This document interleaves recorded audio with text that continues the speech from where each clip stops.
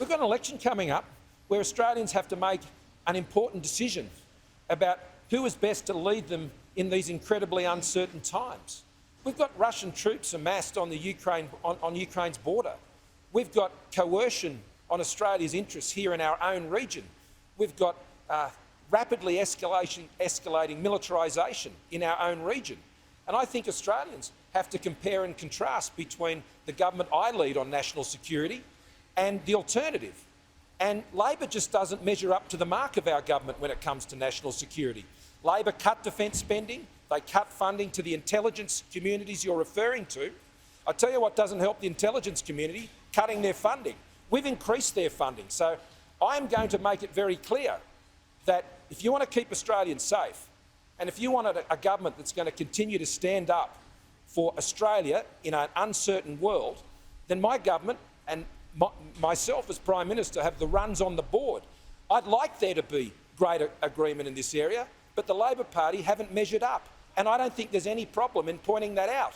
I'm not going to set a low bar for bipartisanship. If the Labor Party wants to agree with our policies, then they've got a lot more work to do because, frankly, on this issue, they're weak. No, that's not what he said at all, and you're misrepresenting him.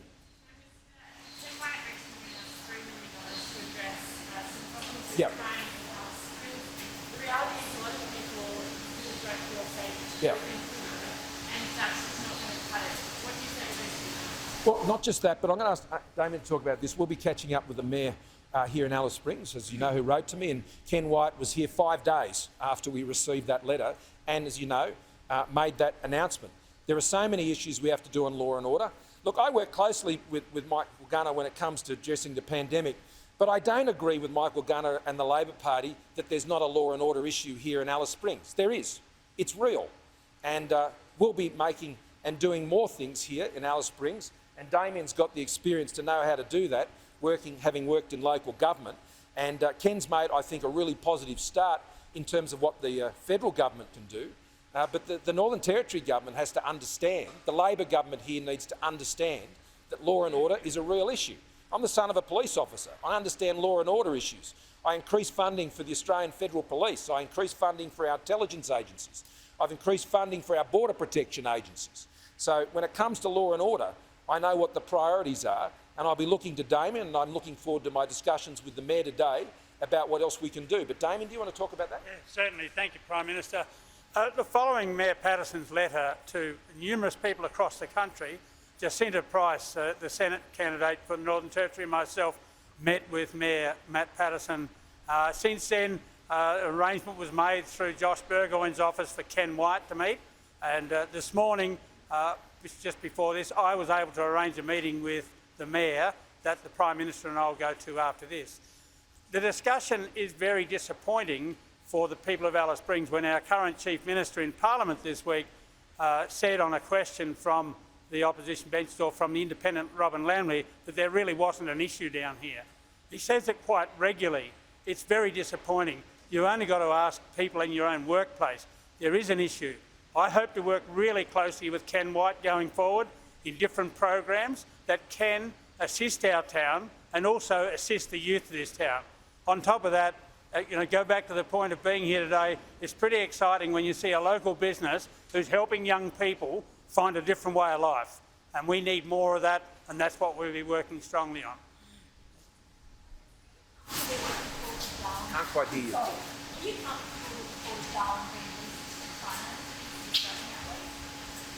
Well, the Port of Darwin was sold by the former Territory government here in the Northern Territory. It is not something that the federal government had any power to prevent or stop.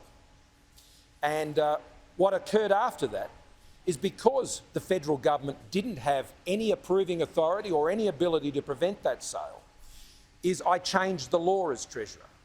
I got all the states and territories to agree as Treasurer that there shouldn't be the ability for states and territories to sell assets like that in the future, and now they can't, and I fixed that.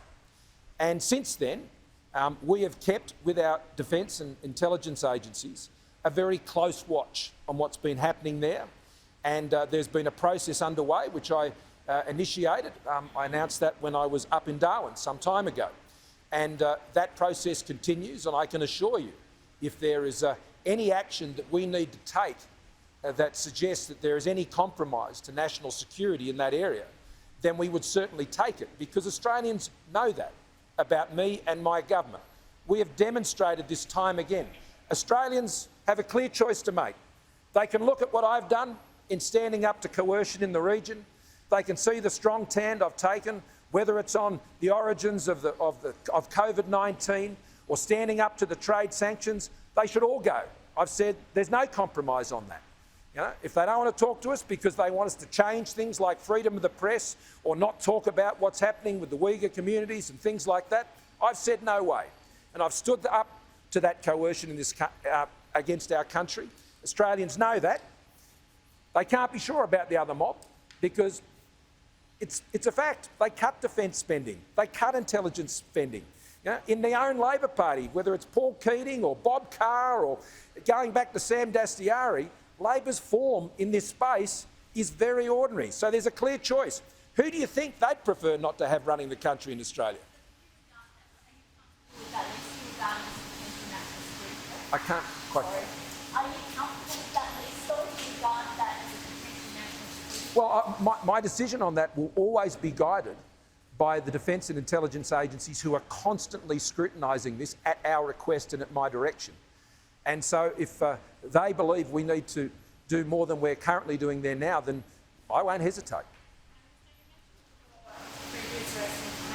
Yeah. I'm sorry. Thank you.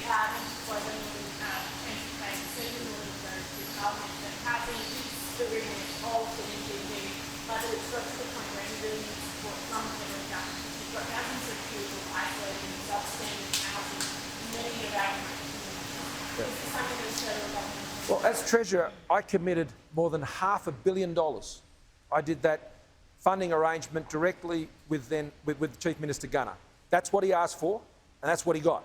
He got $550 million when I was Treasurer, and I've honoured that as Prime Minister as well. On top of that, they said they wanted a top-up deal on the GST, and I provided another $260 million on top of their regular GST allocation to ensure that important issues in the Northern Territory could be dealt with. Important services, whether they be health or whether they be law and order or indeed they be housing, because the Northern Territory government is right. Housing is a territory responsibility. But, you know, when we've put in over $500 million, the Northern Territory government has to get on and do their job in this area. I mean, how much more money do they need to be given to go and do their job? We have, every time we've stumped up. And so I work well with Michael Gunner. I find him a good guy to work with. But at the same time, I can't give him a leave pass when we've provided him $750 million just in those two initiatives alone to go and do those things. So we're stumping up. You know, these issues need to be addressed. And, you know, we came to the party on this. So they need to get on. But I remember Tony Abbott came up this way and he came back to me, this was a while ago, and he said, we need to get some more houses built in these remote communities. I got Ray Griggs on the phone, brought him up to my office. This was back in 2018, 19, I think it was. And I said, we need to get the military in there building those houses before the wet season comes. So I have sent the military in to build houses in remote communities in the Northern Territory. I put over $500 million in. So I think that speaks to my commitment. Do you genuinely believe that anti-Albanese is a risk to national security? And if so, what's your evidence of that? I believe not only is Anthony Albanese not the right leader for this country, because I don't think he has the strength on national security that I have demonstrated and my government has demonstrated. But the other part that worries me about Anthony Albanese when it comes to national security is that he has always come from the socialist left of the Labor Party. He has always had sympathies with those policies which have been very hostile. For example, I mean, the left of the Labor Party and the Greens, you know, denounce Israel as war criminals. You know, on positions, whether it's on that, their own members who sit in their own parliament have accused our government of being a deputy sheriff to the United States, which undermines the genuine partnership we had with the United States. The Labor Party is soft on national security, and this Labor Party, under the most left-wing leaning Labor leader that we have seen since Gough Whitlam, that is not a good form to be strong on national security. Now, my reputation on this is on the record. Everything from stopping the boats, standing up to coercion, funding our defence forces, backing in our intelligence services, increasing our border protection, establishing the Australian Border Force. I think there's a clear choice. And if people are asking themselves honestly and genuinely who's stronger on national security, well, there's only one answer: the Liberals and Nationals under my leadership.